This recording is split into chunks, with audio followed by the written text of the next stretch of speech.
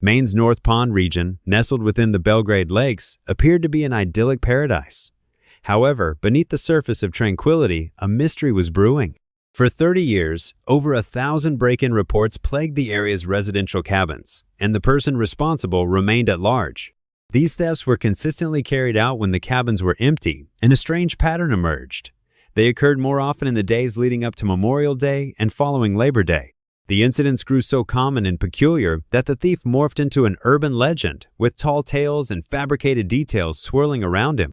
It was unclear whether these crimes were committed by a solitary figure or a group, and some resigned themselves to the idea that the perpetrator would never face justice.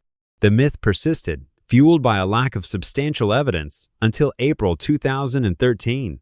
A police officer apprehended a man named Christopher Thomas Knight, who displayed an unsettling demeanor. He declined to answer police questions, expressing instead his feelings of shame. It was eventually uncovered that Knight was in fact a genuine hermit who had resided in the North Pond area for decades, completely isolated from human contact. He had only exchanged a single he with a hiker in a span of 27 years. When questioned about the duration of his isolation, he claimed to have lost track of time, stating that he'd lived that way since the Chernobyl disaster.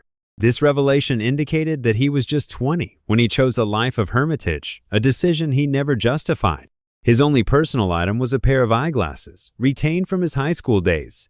Everything else required for his survival was acquired through theft.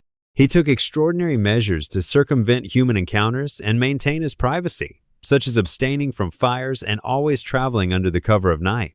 Remarkably, he was completely unaware of the existence of the internet. Ultimately, he received a sentence of 7 months in prison. According to local sources, he currently lives a peaceful existence in rural Maine, as of now. I don't think that you will manage to click on the next video before the time runs out. You lost.